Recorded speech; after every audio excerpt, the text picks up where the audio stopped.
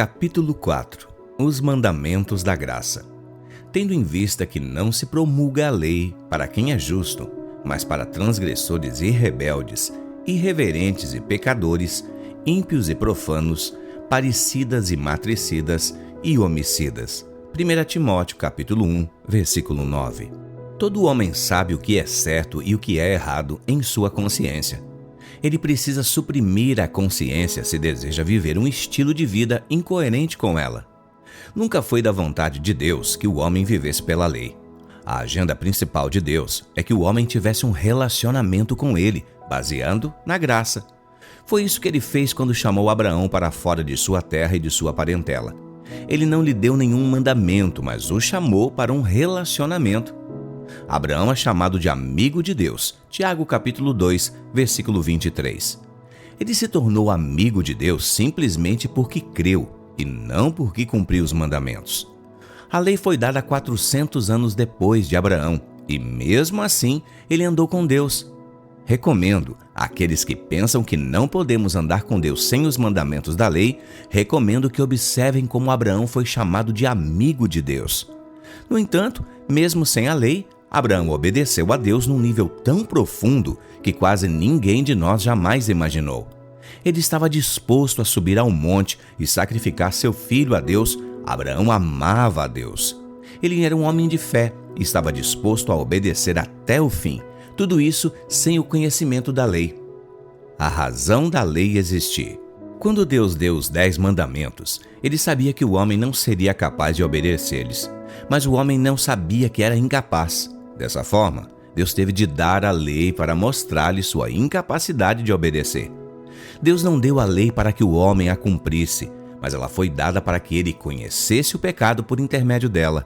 Paulo diz em Romanos, capítulo 5, versículo 20, que sobreveio a lei para que avultasse a ofensa.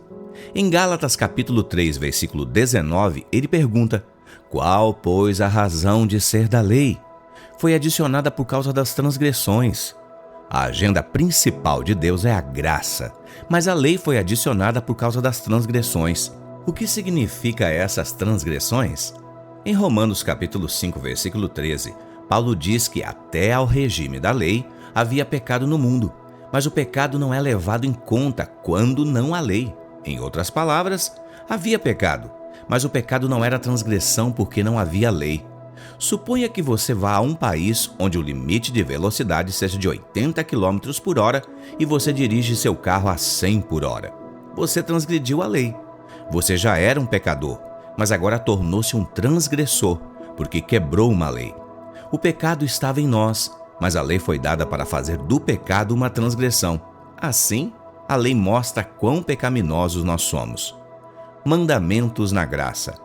E hoje, no Novo Testamento, existem mandamentos? Sim, existem. Amados, se o coração não nos acusar, temos confiança diante de Deus, e aquilo que pedimos dele recebemos, porque guardamos os seus mandamentos e fazemos diante dele o que lhe é agradável. Ora, o seu mandamento é este: que creiamos em nome de seu Filho Jesus Cristo e nos amemos uns aos outros, segundo o mandamento que nos ordenou. 1 João, capítulo 3, do versículo 21 ao 23.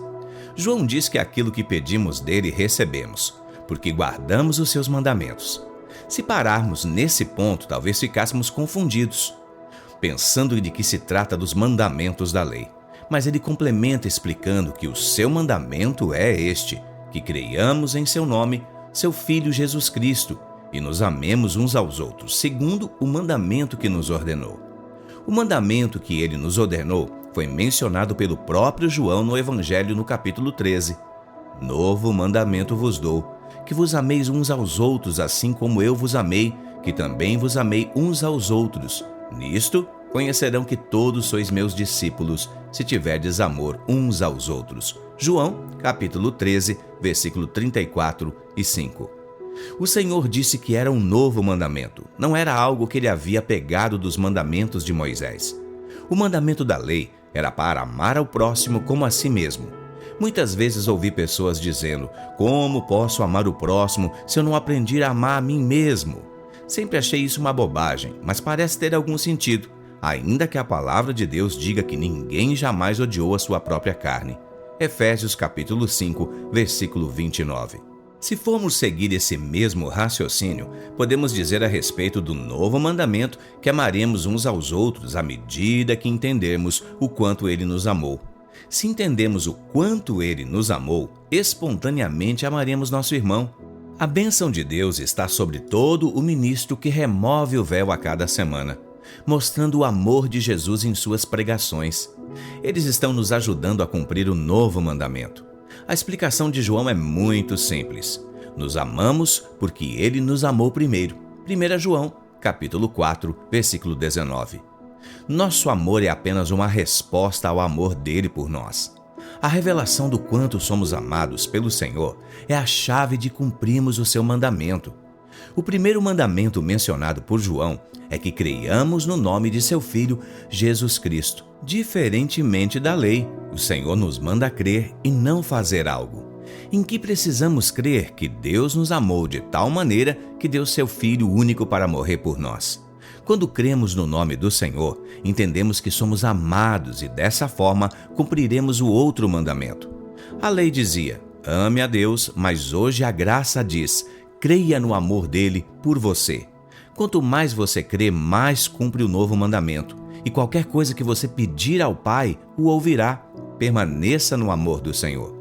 Na velha aliança, o mandamento era, obedeça ou morra. Mas a nova aliança diz, eu sei que você está cansado, eu comando que descanse. Você está com fome, eu ordeno que coma. Qual penoso pode ser isso? Quando recebemos a ordem de fazer algo que é próprio da nossa natureza, obedecemos sem perceber.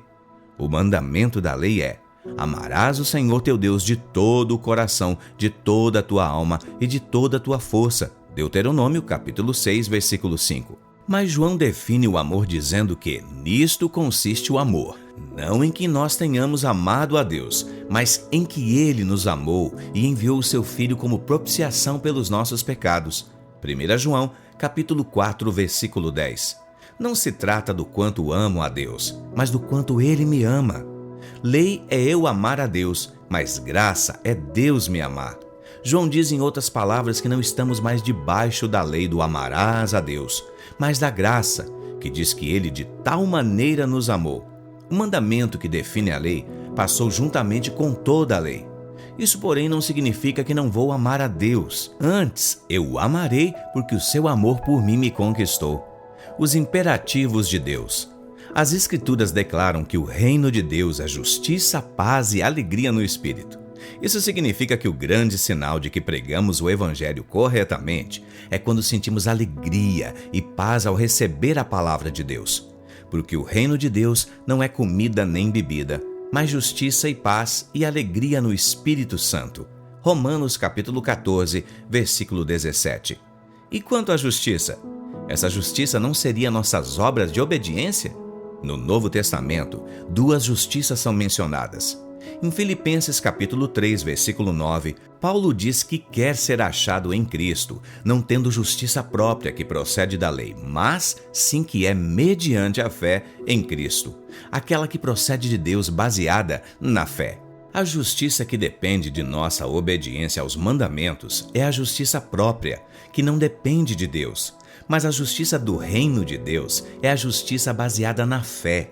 Quando o Senhor Jesus disse que devemos buscar o reino de Deus e a sua justiça, ele estava se referindo a esse tipo de justiça, aquela que procede de Deus, baseada na fé.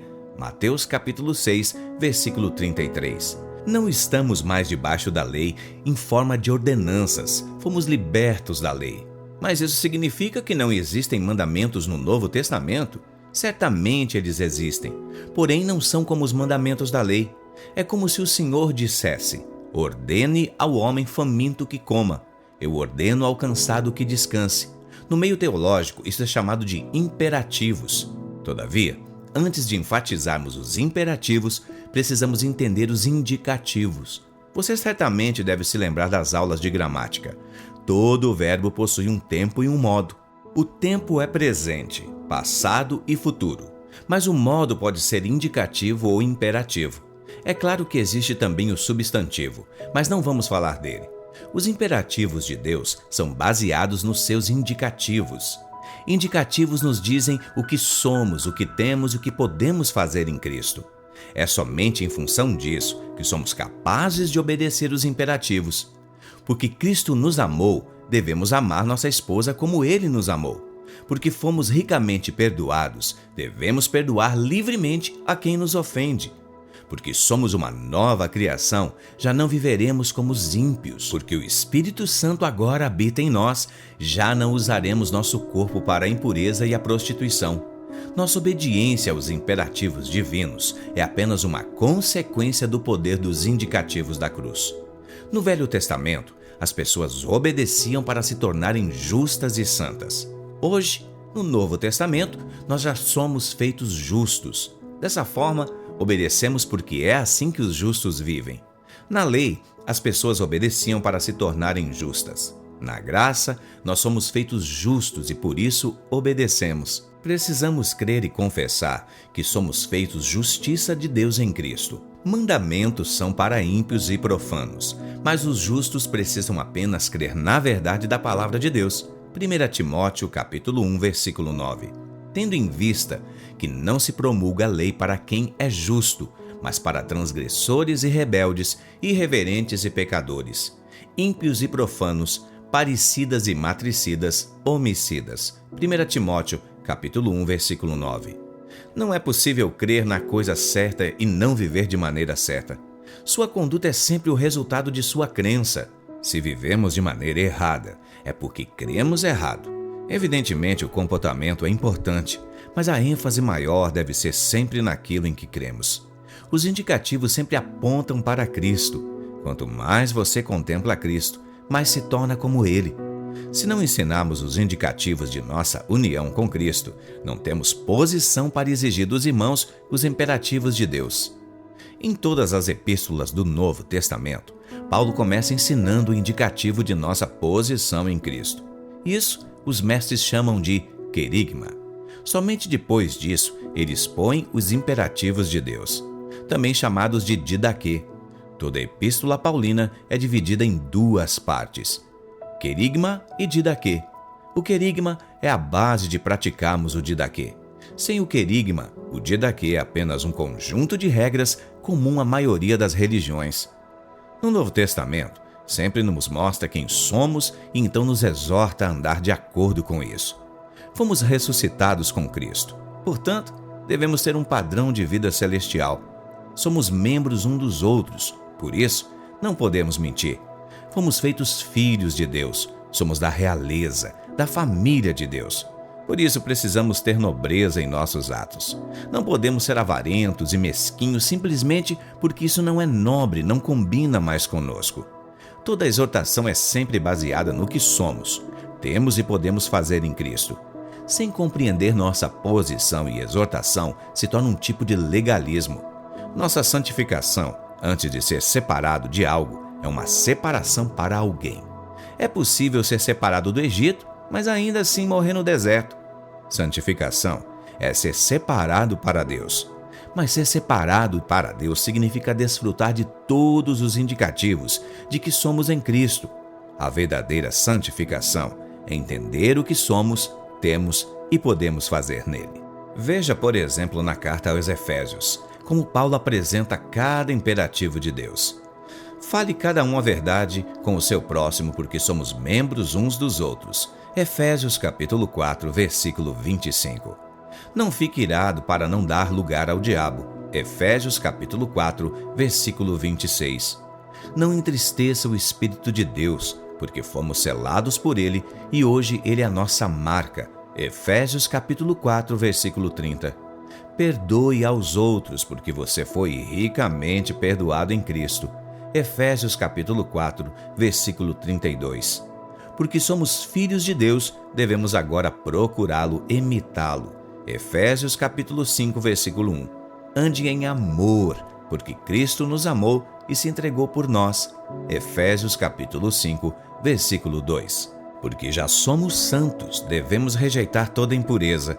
Efésios capítulo 5, versículo 3.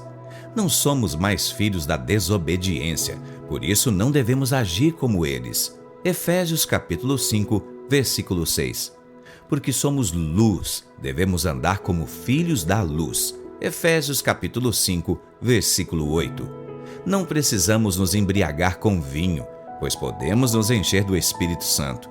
Efésios capítulo 5, versículo 18. As mulheres se submetem aos maridos como ao Senhor.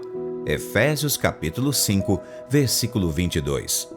Os maridos amam sua esposa porque entendem o quanto somos amados pelo Senhor. Efésios capítulo 5, versículo 25. Os casais não se separam porque sabem que seu casamento representa a união de Cristo com a igreja e ele jamais se separará de nós. Efésios capítulo 5, versículo 31 e 32. Os empregados devem fazer seu serviço como para o Senhor. Efésios capítulo 5, versículos 5 e 7. Os patrões devem lembrar que também são servos de Deus. Efésios capítulo 5, versículo 9.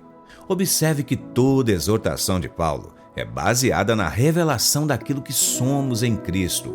Quando compreendemos a realidade da nova criação, vivemos de acordo com a vontade de Deus espontaneamente.